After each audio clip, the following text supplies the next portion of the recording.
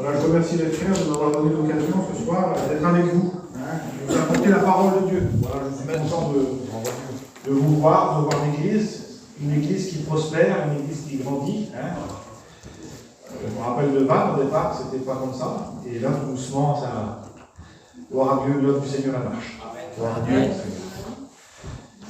Voilà, je remercie les frères d'avoir pensé à moi. Je vais demander à Marcel de prier pour moi. Et de prier pour vous aussi. Gloire à Dieu. Nous voulons te bénir, Seigneur. Nous voulons te rendre grâce, te remercier pour ton œuvre. Te remercier, Seigneur, pour tout ce qui a été fait dans cette soirée, les chants, les témoignages, toute la gloire de ton nom. C'est vrai, Seigneur, dispose le cœur de tous nos amis qui sont là, nos frères et sœurs, dans la foi. Demandons de bénir, Seigneur Marlot, par le Saint-Esprit, Seigneur, qui lui rappelle ce qu'il a pris de toi. Seigneur, merci pour la grâce que tu nous fais d'entendre ta parole. Toi revient toute la gloire, Seigneur. Amen. Amen. Gloire à Dieu. Voilà, avant de vous apporter la parole de Dieu, j'aimerais chanter un cantique avec vous. J'ai écouté le cantique qu'il a chanté Maïki tout de suite. Là. Tu peux lui dire oui et tu peux lui dire non. En réalité, quelle question à se poser. Est-ce que tu vas repartir de la réunion en disant non, ou est-ce que tu vas repartir en disant oui? Vous savez, c'est très simple. Si tu refuses Dieu ici-bas, il te refusera aussi. Et ce soir, si tu lui dis oui, alors il t'accepte, le Seigneur. Gloire à Dieu. Voilà, je chante un cantique avec vous et ensuite on écoutera la parole de Dieu.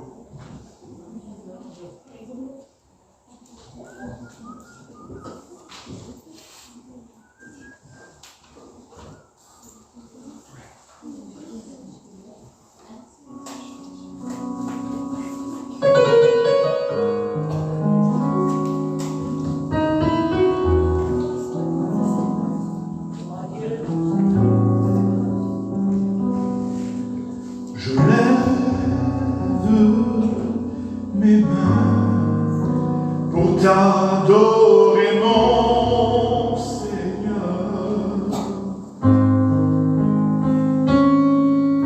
je lève mon âme pour t'adorer mon Seigneur, ma vie tout entière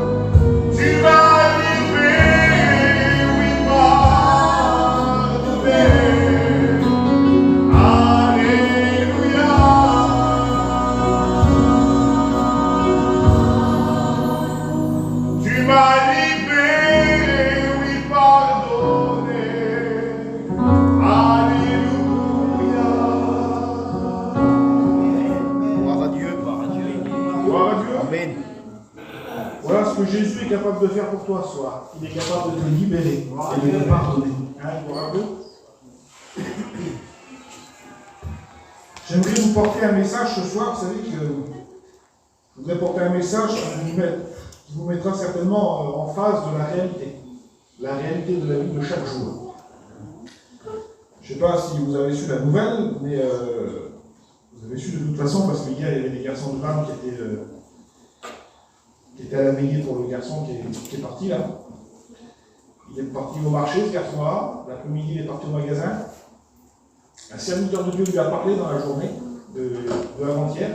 Un serviteur de Dieu lui a parlé, le frère Pierrot, Michelet, là, qui est à Lorient en ce moment. Il lui a parlé du Seigneur dans l'après-midi au magasin. Et puis en fin de journée, cet homme-là est parti. Il a fait un arrêt cardiaque du cœur. Et aujourd'hui, là, en ce moment, là, ce garçon, il a un peu plus de 60 ans et ils sont en train de le veiller. Et j'aimerais vous parler de la réalité de la vie. Vous savez, il y a une différence entre celui qui sert Dieu et celui qui ne le sert pas. J'aimerais vous parler de la différence entre un chrétien et celui qui ne l'est pas. La différence entre réussir sa vie et réussir dans la vie. Deux choses différentes. Et ce message ce soir, c'est vrai que peut-être qu'il y a des mots, il y a peut-être des mots qui vont vous choquer. Mais vous savez, lorsqu'une personne est sur le point de mourir, on lui met sur la poitrine un appareil qu'on appelle l'électrochoc. C'est pour amener une personne à la vie. Et bien, s'il y a des mots, soit dans la prédication qui va peut-être vous choquer, je ne sais pas. Et bien, si c'est pour vous ramener à la vie, et bien, je dis gloire à Dieu. Gloire à Dieu. Je dis gloire à Dieu. Alors, je vais vous parler de la mort un petit peu. Hein. Si je vous parle, si j'introduis comme ça en disant par rapport au garçon qui est parti là, comprenez que ce soir, je vais vous parler de la mort. Vous savez que j'ai marqué pas mal de textes. La mort, vous savez ce que c'est? C'est la séparation de l'âme avec le corps. On est doté de trois choses. Le corps, notre corps, hein, qui est l'enveloppe. Hein. Le corps, on est doté de notre âme et de notre esprit. Mais une fois que l'âme a quitté le corps, une fois que ces deux-là se sont décousus, se sont séparés, c'est trop tard, vous comprenez? Une fois que l'âme a quitté le corps, c'est trop tard. Et j'aimerais vous parler de ça, et je vous donnerai les textes ensuite. Alors pour vous parler de ce sujet, j'aimerais vous parler de la parole de Dieu dans le livre de Luc au chapitre 16, à partir du verset 19. Écoutez ce que dit la parole de Dieu. Il y avait un homme riche qui était vêtu de pourpre et de fin lin, et qui chaque jour menait joyeuse et brillante vie. Un pauvre nommé Lazare était couché à sa porte, couvert de plaies, couvert d'ulcères. Et son désir à lui, c'était de se rassasier des miettes qui tombaient de la table du riche. Sa compagnie, c'était les chiens. Et même les chiens venaient encore lécher ses ulcères. Le pauvre mourut un jour et il fut porté par les anges dans le sein d'Abraham. Le riche mourut aussi. Et il fut enseveli. Dans le séjour des morts, il leva les yeux, et tandis qu'il était en proie et au tourment, il vit de loin Abraham et Lazare dans son sein. Et il s'écria, Père Abraham, aie pitié de moi, et envoie Lazare pour qu'il trempe le bout de son doigt dans l'eau et me rafraîchisse la langue, car je souffre cruellement dans ses flammes. Abraham répondit, mon enfant, souviens-toi que tu as reçu tes biens pendant ta vie, et que Lazare a eu aussi les maux pendant la sienne, c'est-à-dire les souffrances. Maintenant, il est ici, il est consolé, et toi tu souffres. D'ailleurs, il y a entre nous et vous un grand abîme, afin que ceux qui voudraient passer d'ici vers vous, ou de là vers nous, ne puissent le faire. Le riche dit, je te prie, donc, Père Abraham, d'envoyer Lazare dans la maison de mon père, car j'ai encore 5 frères. C'est pour qu'il leur atteste ces choses, afin qu'ils ne viennent pas dans ce lieu de tourment. Abraham répondit, ils ont Moïse et les prophètes, qu'ils les écoutent. Et il dit, non, Père Abraham, mais si quelqu'un des morts va vers eux, ils se repentiront. Et Abraham lui dit, s'ils n'écoutent pas Moïse et les prophètes, ils ne se laisseront pas persuader, même si quelqu'un des morts ressuscité. Gloire à Dieu. Gloire à Dieu. Je ne sais pas si vous avez bien compris la lecture de la parole de Dieu, La Bible dit qu'il y avait un homme riche qui était vêtu de pourpre et de fin lin. Vous savez, la pourpre et le fin lin, c'était un vêtement de luxe, un vêtement royal. C'était le vêtement des rois. À cette époque-là, il n'y avait que les riches qui pouvaient se payer ça. C'est pour ça que la Bible dit que c'était un homme riche qui était vêtu de pourpre et de fin lin et qui chaque jour, il menait joyeuse et brillante vie. Vous savez, comme la Bible dit riche, c'est pas quelqu'un de normal, vous comprenez? C'est quelqu'un que ce qui rêve la nuit, le lendemain, il peut se le payer, il est riche. Certainement que si cet homme-là vivrait au temps d'aujourd'hui, en 2023, il aurait la plus belle des maisons à vendre. Il aurait la plus belle des Mercedes, le plus beau des camions, le plus beau des campings. Il aurait le plus beau des bijoux. Vous comprenez? Cet homme-là, la Bible, elle l'appelle le riche. Il mangerait dans la plus belle des vaisselles. Il ferait les plus grands des repas. La Bible dit que chaque jour, il menait joyeuse et brillante vie. Tous les jours. Chaque jour. La Bible ne dit pas que c'était une fois tous les 15 jours, tous les mois, tous les 6 mois. C'était chaque jour. Il n'attendait pas pour la fête de faire une fête pour les Noëls ou le jour de son anniversaire. Tous les jours, dit la Bible, joyeuse et brillante vie. Un homme qui avait des moyens, et quand il avait les moyens, il profitait de sa vie ici-bas. Un homme qui avait sa coutume, il avait sa religion, c'était un juif. Un homme qui connaissait, voilà, il connaissait la loi. Un homme qui vivait sa vie dans le monde comme bon lui semblait. Un homme qui avait entendu parler de Dieu, mais un homme qui avait aussi ses choix sur la terre. Il avait ses choix, il a choisi de vivre sa vie comme bon lui semblait dans le monde. Et elle dit que chaque jour, il menait joyeuse et brillante vie. Certainement qu'il devait avoir beaucoup d'amis, beaucoup de copains autour de lui. Elle dit qu'il devait avoir certainement une belle maison, cet homme-là. Certainement qu'il avait des hommes à son service. Et puis cet homme-là, chaque jour, une joyeuse et brillante vie, on aurait vu cet homme-là, on aurait désiré avoir ce que lui, il possédait financièrement, vous voyez. Un homme qui a la tête sur ses épaules, c'était pas monsieur n'importe qui, vous comprenez. C'était un monsieur qui avait réussi dans la vie, il avait une bonne situation. Et puis chaque jour, joyeuse et brillante vie. Et puis la Bible, elle dit qu'un jour, et ça c'est le lot de tous les hommes, c'est qu'un jour, il faut quitter cette terre, mes amis. Je disais l'autre jour que sur la terre, on est comme des locataires. Et un locataire, un jour ou l'autre, il faut qu'il fasse quoi? Il faut qu'il rende les clés au propriétaire. Et un jour, vous savez, nous, sur la terre, on est comparé à des locataires. Et un jour, il faudra rendre les clés au propriétaire. Mais dans quel état qu'on va rendre notre maison? Le propriétaire, quand il va venir, dans quel état quelle sera notre âme? Ta vie, dans quel état qu'elle sera? Vous savez que la vie est courte, mais l'éternité est longue. J'avais marqué ça, moi, il n'y a pas que les jeunes qui partent. Il n'y a pas que les retraités, je veux dire. Il y a ceux qui sont en activité aussi. Et on le voit chaque jour dans le monde où on vit. Et un jour, il s'est passé quelque chose. C'est que cet homme riche-là, qui menait sa vie comme bon lui semblait, le livre de l'Ecclésiaste dit « Mène ta vie comme bon te semble. Et tu mets ton nom ce soir. Mène ta vie comme bon te semble, selon les regards de tes yeux.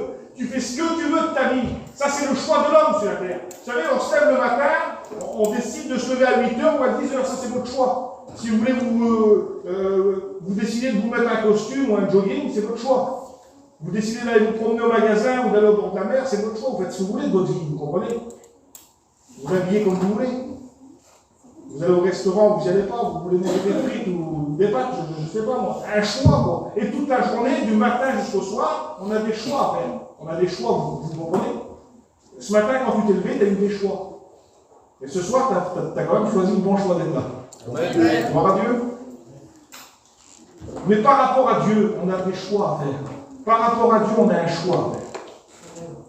Le choix que tu peux lui dire oui, il a chanté le cantique, ou tu peux lui dire non. Peut-être que ce soir, c'est la dernière réunion ici. Peut-être qu'il n'y aura plus de réunion. Pourquoi Marlon tu dis ça? Les pasteurs, ils sont encore là. Oui, mais pendant la réunion, là, les pasteurs, ils peuvent partir. Ça peut être l'enlèvement de l'église. Ça peut être à 1h du matin, l'enlèvement de l'église. 2h du matin. Peut-être ce soir, dans la nuit. Là. Les prédicateurs qui sont là, la Marseille, Bovoy, Ounin, Haïti, ils partent. Avec leurs compagnes, ils partent. Les chrétiens, ils partent. Et toi, est-ce que tu es prêt s'il revient, Seigneur? Les prédicateurs, ils ne sont plus là pour faire des réunions. Mais ce soir, le Seigneur n'est pas encore revenu. Tu as encore l'occasion de rencontrer Jésus. Gloire à Dieu. Un jour, le riche, la Bible dit qu'il meurt. Et vous savez que la mort, elle est au rendez-vous de tous les vivants, nous dit le livre de Job. La mort, vous savez, elle frappe l'enfant dans le berceau, elle frappe le vieillard. La mort, elle ne fait pas de faveur. Essayez aujourd'hui de fuir la mort, mais demain, la mort, elle vous rattrapera. Si je te demanderais ce soir la date de ta naissance, tu vas me dire, je suis né en 86 ou en 87 ou en 90. Tu la connais, la date de ta naissance. Tu connais la date, tu connais le jour. C'est ta naissance. C'est un jour marqué pour toi. Mais la date ou le jour où tu vas mourir, parce qu'un jour, c'est le lot de tous les hommes. C'est pour ça que je vous disais tout à l'heure, il y a peut-être des mots choquants, soit, mais c'est la réalité de la vie. C'est la réalité de la vie. Naître pour mourir, tel est le but de la vie. Le jour qu'on est venu au monde, on a signé notre pacte de mort. On n'est pas là ici éternellement. La Bible, elle nous compare à des choses qui passent très vite sur la terre. Elle nous compare à une fleur des champs. La fleur des champs, elle pousse, et puis à un moment donné, le vent passe, et puis elle s'envole, et puis elle a disparu. La fleur des champs, elle fane, et la vie de l'homme, elle fane. Tout doucement, on fane. Voilà.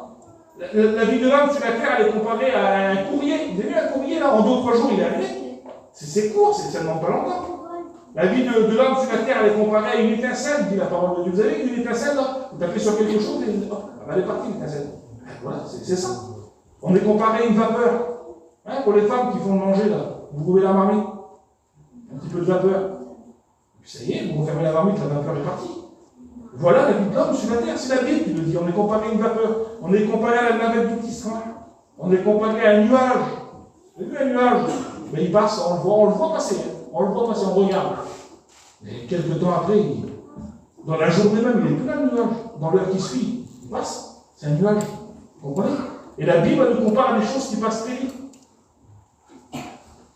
Vous savez, quand on était jeune, on dit on va se passer le temps. Hein? On disait ça. Hein? Bien, je sais pas, on va se promener, on va se passer le temps. Et puis quand on est vieux, on dit mais qu'est-ce que le temps passe vite? La vie, elle passe vite. Hein? Vous savez, la mort, quand elle frappe, elle laisse des questions. Hein? Elle laisse aussi des souvenirs. La mort, quand elle passe, elle casse les foyers. Elle brise des vies, la mort. Elle dit que la mort, elle inspire toujours l'angoisse et le désespoir. Elle met un point final aux ambitions et aux projets des hommes. Écoutez quelques textes par rapport à la mort. Pourtant, cet homme-là était riche. Il n'avait pas prévu de mourir tout de suite, lui. Il avait peut-être encore quelques années devant lui. Je ne sais pas quel âge qu'il avait, cet homme-là. La Bible n'en parle pas de l'âge qu'il avait. Hein? C'est pas moi qui va le dire. La Bible n'en parle pas. Elle dit l'homme riche. La Bible dit, elle ne cite même pas son prénom, mais elle dit l'homme riche. Peut-être qu'il avait 35 ans, cet homme-là. Peut-être qu'il était en pleine santé. Peut-être qu'il avait une quarantaine d'années, 45 ans, je ne sais pas. Et lui, il avait peut-être plein de projets devant lui. Lui, il voulait encore continuer à vivre. Il avait une bonne situation, il était riche, il avait un bon travail, il avait certainement beaucoup d'amis. Et puis la mort, elle l'a frappé. Écoutez ce que dit la parole de Dieu. Le livre de Job nous dit que tous les hommes, c'est-à-dire que toutes les familles, tous les hommes sont égaux devant la mort. Il n'y a pas de plus grand, il n'y a pas de plus petit. La mort, c'est un chemin de courte distance. Le livre de l'Ecclésiaste, il dit que chacun verra la fosse. La fosse de la parole de Dieu, c'est la mort. Y a-t-il un homme qui puisse vivre et ne pas voir la mort? Dans tous les hommes. Écoutez ce que nous dit le livre de Job. Ils passent leur jour dans le bonheur. Ah là là, dans le bonheur. Ils passent leur jour dans le bonheur du monde. Ils passent leur jour dans le bonheur, mais ils descendent en un instant. Écoutez ce que dit la Bible. En un instant, où ça? Au séjour de l'homme. Et ça, c'est la vie de l'homme et de la femme sur la terre. La Bible dit qu'au jour de la colère dans la Bible, c'est la mort. Au jour de la colère, la richesse ne sert à rien du tout.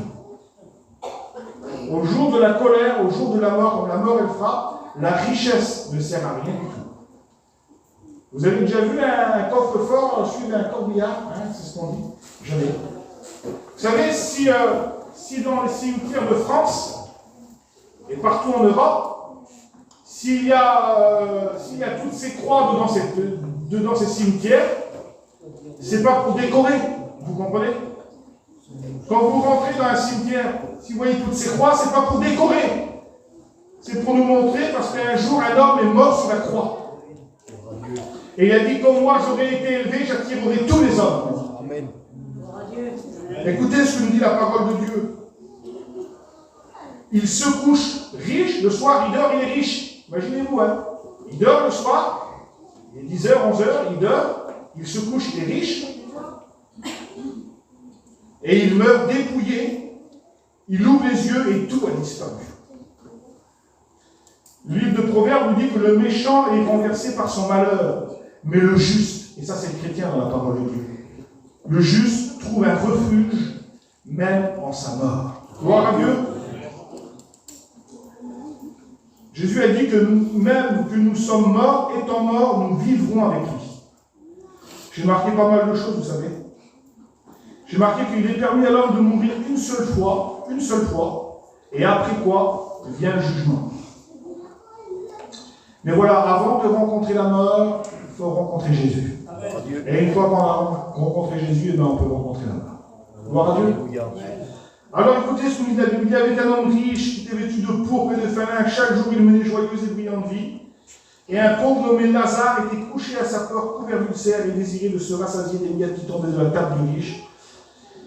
Et un jour, le pauvre mourut. Il s'est passé quelque chose quand même.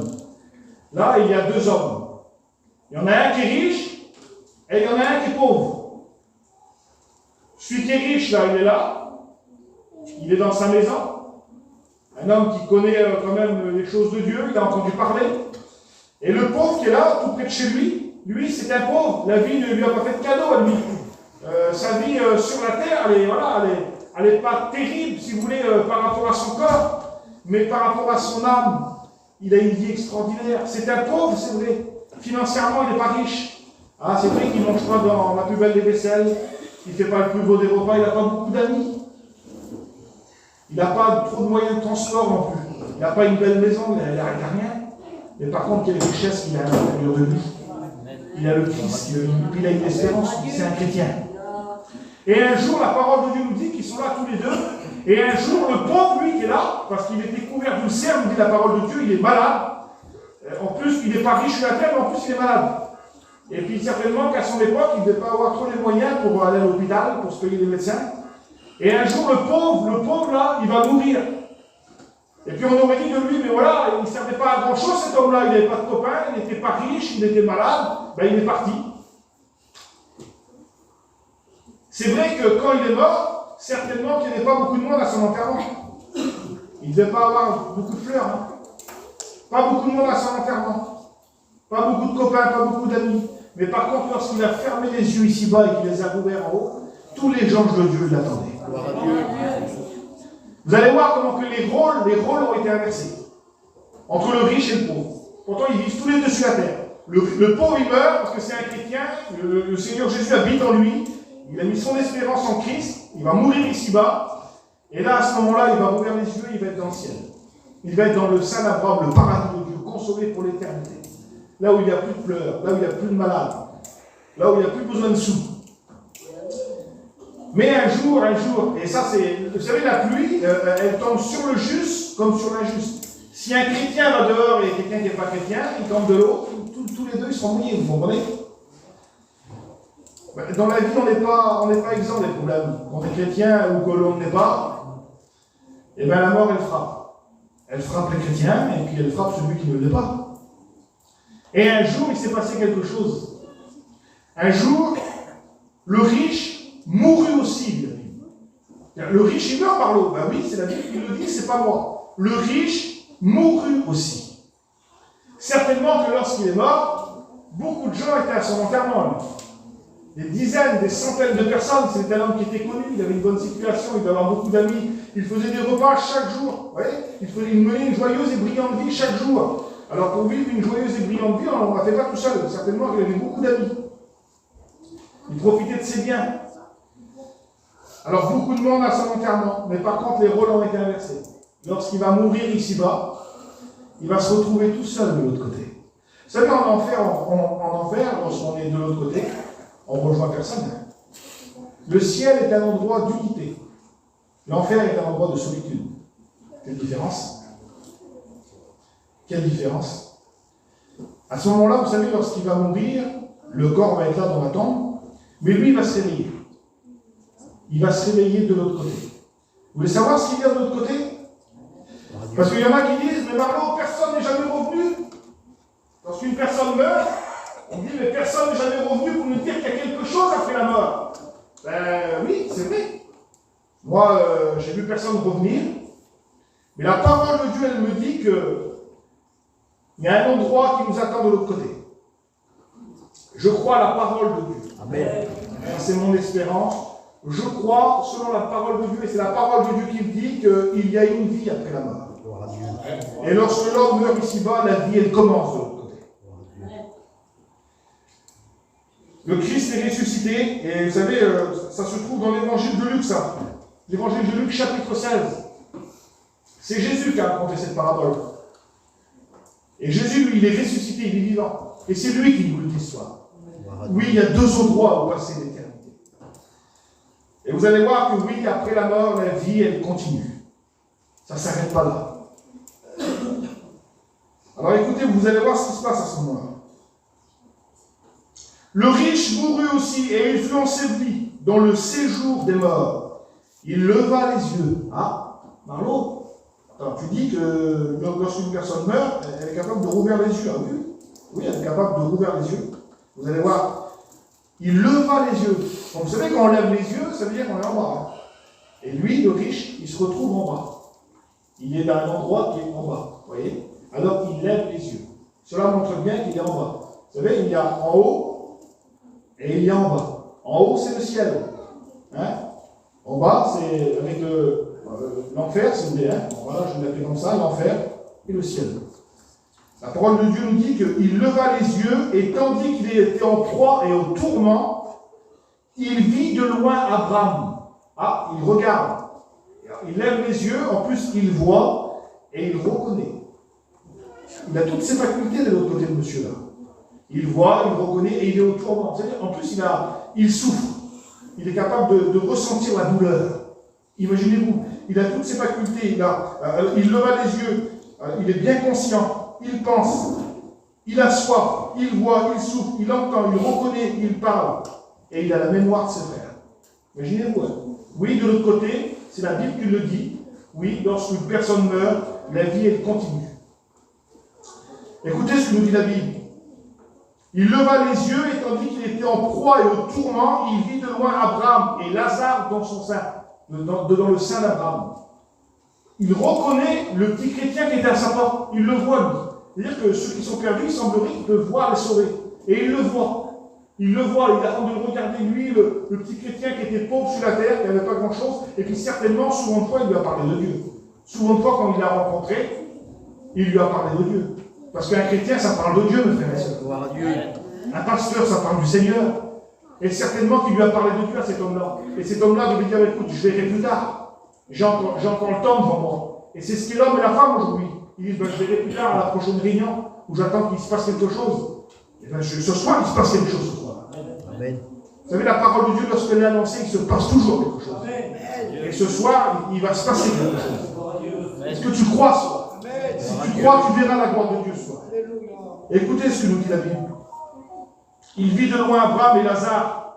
Et il s'écria, Père Abraham, aie pitié de moi. Et envoie Lazare pour qu'il trempe le bout de son doigt dans l'eau et me rafraîchisse la langue, car je souffre cruellement dans cette flamme. Vous savez, tout riche qu'il était sur la terre, il était riche, mais tout riche qu'il était sur la terre, lorsqu'il est mort, ce homme-là, il n'avait même pas un verre d'eau. Il ne pouvait même pas se payer un verre d'eau. Comment que les rôles, ils ont été inversés? Alors, imaginez-vous la soif de l'homme. Il meurt à soif. Il dit, envoie Lazare qui trempe le bout de son doigt dans l'eau et qui me rafraîchisse la langue, car je souffre cruellement dans ces flammes. Et Abraham répondit, mais mon enfant, souviens-toi que tu as eu tes biens pendant ta vie, c'est-à-dire que tu as eu ton choix. Tu as eu l'occasion. Puis tu as vécu ta vie comme bon te semble. Et ce soir, laissez-moi vous dire, écoutez ce que nous dit la parole de Dieu. Il dit, mon enfant, souviens-toi que tu as reçu tes biens pendant ta vie, que Lazare a eu ses souffrances pendant la sienne, mais maintenant il est ici et consolé. Lorsqu'un chrétien, il meurt, mais il ne meurt pas en réalité, il vit. Amen. Un chrétien, ça ne meurt pas, ça vit. Vous savez, des fois, il y a une personne qui souffre dans son corps, elle dit, je meurs par le mal, elle meurt. Mais un chrétien, il ne meurt pas. Un chrétien, il vit pour l'éternité. Amen. Lorsqu'on va quitter la terre ici-bas, écoutez, on va partir au plus du Seigneur, notre âme, là.